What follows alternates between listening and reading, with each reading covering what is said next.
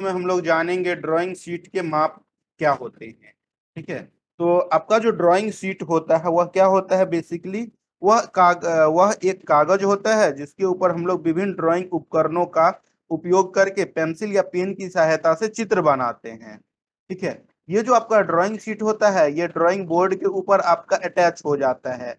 उसको आप पिन या फिर ड्राइंग क्लिप या एडेसिव टेप के हेल्प से उसको उसके ऊपर क्या करते हो, अटैच कर देते हो, और उसके बाद हम इसके ऊपर ड्राइंग करते हैं। तो आपका जो ड्राइंग शीट होता है वो डिफरेंट डिफरेंट माप के आते हैं। ठीक है, तो उसके उससे रिलेटेड आपके कॉम्पिटिटिव एग्जाम में जो क्वेश्चंस पूछे जाते हैं उसमें आपको ड्राइंग शीट का नाम बता देगा और उससे आपका साइज पूछ लेगा। तो आइए इस वीडियो में हम इसकी चर्चा करते हैं कि आपका ड्राइंग शीट का क्या माप होता है। कई बार क्या होते हैं ना, हम लोग जो है एग्जाम में जब पूछा जाता है तो हम उसका माप भूल जाते हैं, याद नहीं रहता है। तो आज हम देखेंगे कि किस तरीके से आप आसान से आप जो है ड्राइंग शीट के माप को याद रख सकते हो।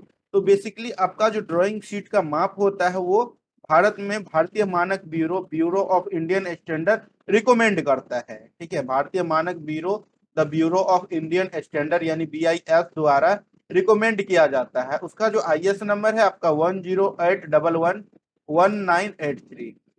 इस IS नंबर के अनुसार जो है भारतीय मानक ब्यूरो ने जो ड्राइंग शीट का साइज रिकमेंड किया है वो कुछ इस प्रकार है। आपको आपका जो कि आपको यहाँ पे दिख रहा है, क्योंकि आपका ड्राइंग शीट का जो आकार होता है वो आयताकार होता है।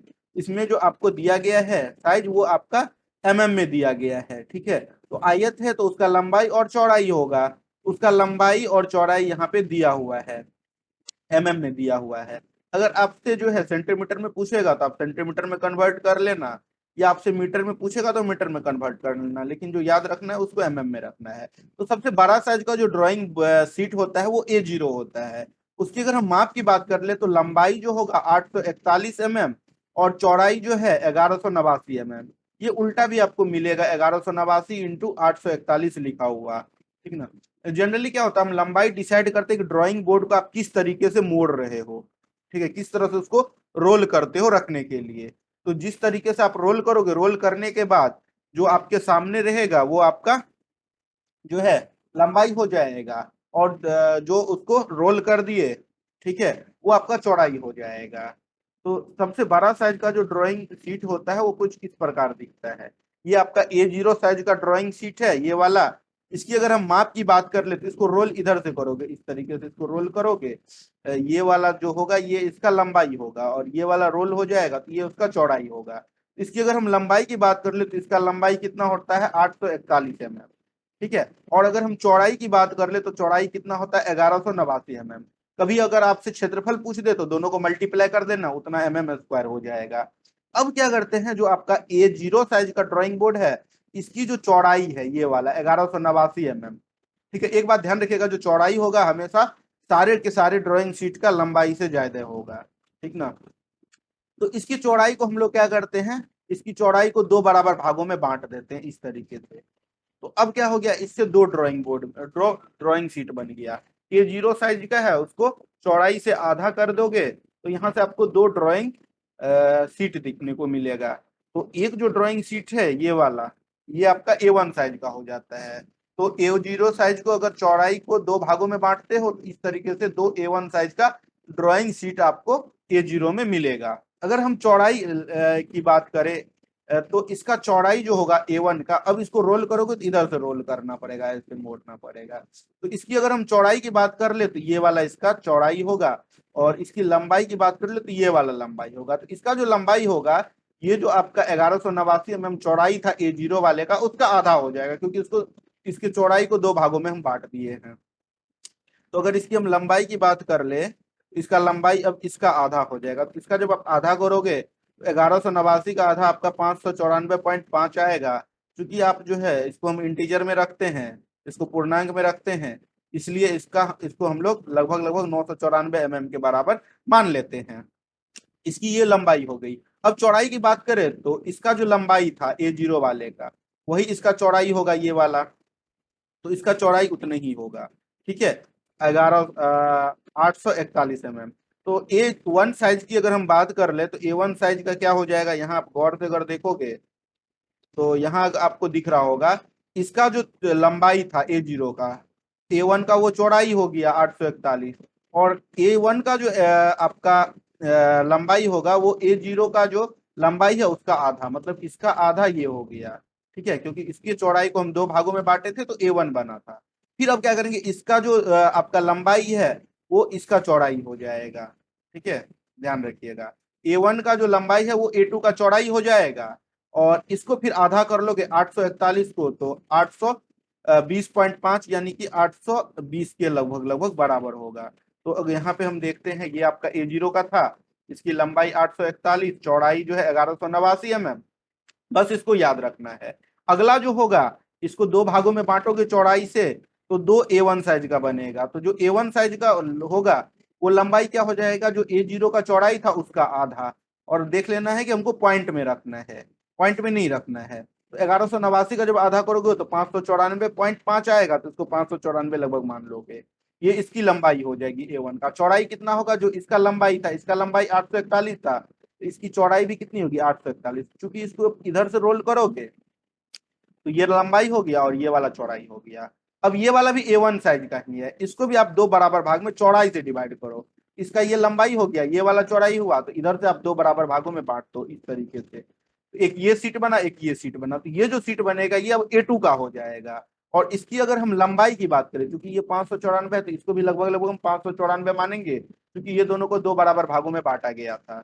तो इसकी अगर हम लंबाई की बात कर लेते जो A2 साइज का होगा, वो लंबाई इसकी अगर हम चौड़ाई की बात कर ले तो इसका जो लंबाई था उसके बराबर होगा, और इसका जो लंबाई होगा ये जो इसकी चौड़ाई है उसका आधा हो जाएगा। तो इसका चौड़ाई कितना है 841 mm, तो 841 का जब आधा करोगे तो ये 420.5 आएगा। तो पॉइंट में हमें नहीं लेना है तो 420 लगभग मानेंगे।